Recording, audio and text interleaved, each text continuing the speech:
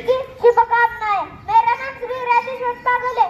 मैं आपको छत्रपति वीर शिवाजी महाराज के बारे में कुछ कहना चाहता हूँ। आशा है आप ध्यान से सुने।